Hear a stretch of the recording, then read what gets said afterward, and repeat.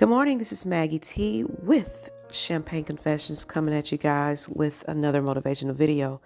And as I'm stepping into my journey of life coaching, I'm dealing with, people that are having some heartaches about grief, heartaches about relationships, etc. And it's helping me aid myself in helping you. I'm getting better at it, and I feel that I have a message for those that have reached out recently and are going through a breakup. This is for you. If you're feeling a little lonely, you're trying to find things to fill that empty void, you have to learn to prioritize yourself. So I'm going to give you some steps and tips on how to do that. And remember, loneliness is something most of us would like to avoid if we could, but you will feel it. Even if you're trying to distract yourself with many things, that feeling is going to creep back up.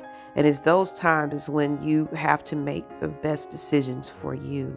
At times life will truly give you a hard time. And it's going to be a rough experience with this breakup. Because some breakups are mutual, not as bad, but it can still be even taxing on your mental when it comes to missing that person, etc. Others might, end up in some disagreement. So it might be a little ugly. So that makes it even worse when you're trying to deal with your emotions through it all. But one commonality, no matter the situation, is that loneliness. It will occur. And don't feel bad about feeling it, but recognizing it for what it is. And how you treat other people during this time will make the difference. And how you speak up about it also makes that difference too, because you can make irrational decisions and it can make the feeling even worse. Feeling empty after a breakup and feeling that void is what we do. You spend countless hours with that person for how long? It could be years. And now you may be in a situation where you have to find some free time. So you're looking like, okay, what now? What can one do if they feel stuck in this situation and they're tired of it? Sometimes we just get into some, bad behaviors. And it's like, oh, I'm single, ready to mingle. But are you ready at this point? You got to pace yourself, And I'm just going to give you some practical ways to deal with feeling empty after a breakup. Here's some healthy ways at that. Take a walk and admire the beauty of the day. Watch your favorite movie or TV show. Read a good book while drinking a favorite beverage. Spend time with family or friends who support you. Pray and tap into your spiritual side, no matter what it is.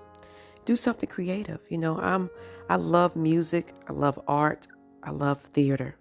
So, those things I tend to gravitate towards. And I love beauty. So I have lights and things going on in my room. I just set a vibe for myself. Lighted incense, everything. I love aromatherapy and more. Just join some, strenuous activities like some sporting things, or go for a hike or run. Enjoy nature around the park and and work out at a gym. Get your body back on track.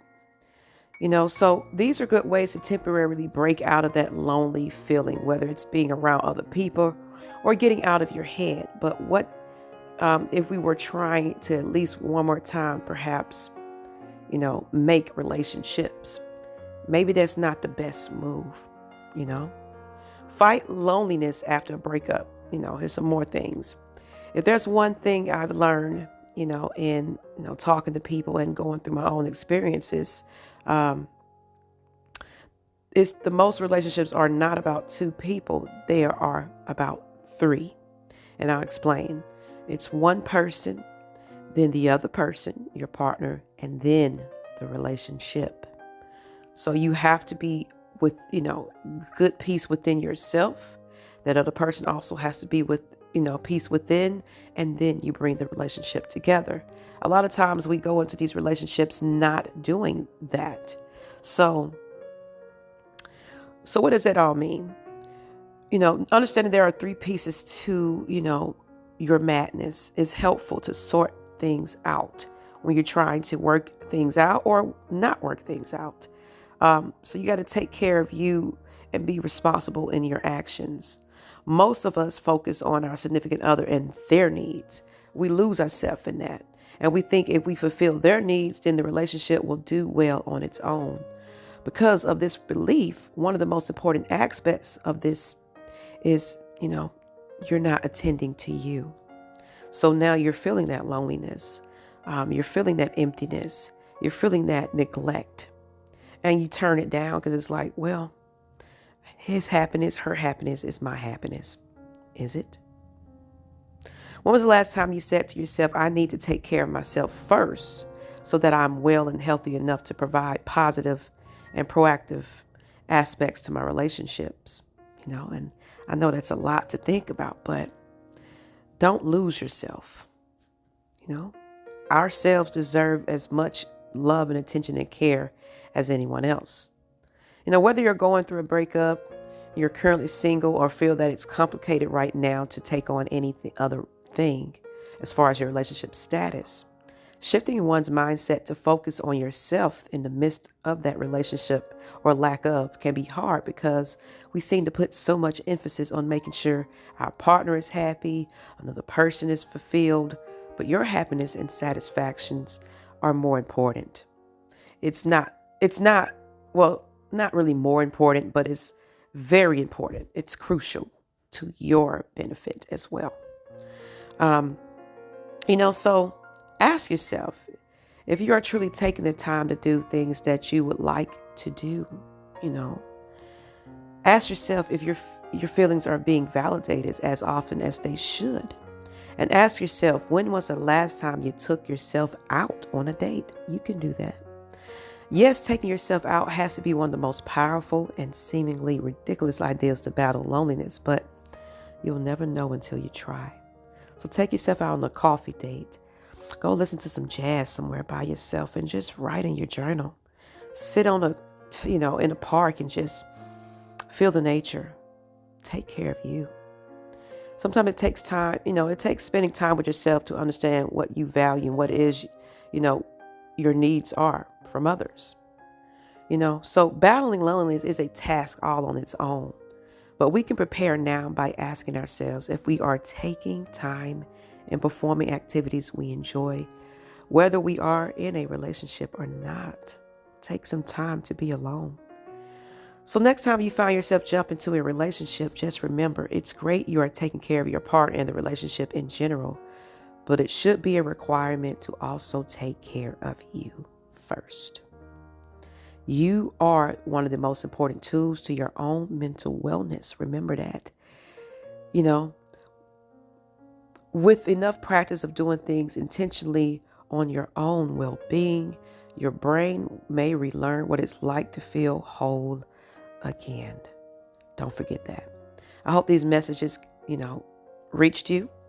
I hope this helps you sort out the feelings that you're feeling. It's okay to feel alone.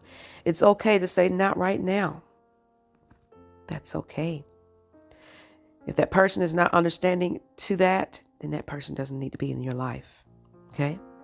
If you are needing some counseling and coaching, I am offering my services. Please email me at MaggieTProductions.com. Well, Gmail. Let's say it again. Maggie T Productions with an S at gmail.com. Email me and let me know. I just need an ear. I'm that unbiased counselor that can help you go through your emotions at the moment. And it's okay. You are validated to feel anything that you're feeling. Until the next time, this is Maggie T with Champaign Confessions. We do have a very special episode of Battle of the Sexes this Thursday, 8 p.m. Eastern Standard Time. You don't want to miss it. Also, email me if you want to be a part of that panel. We're looking for 3 gentlemen to join the ladies. I'm out.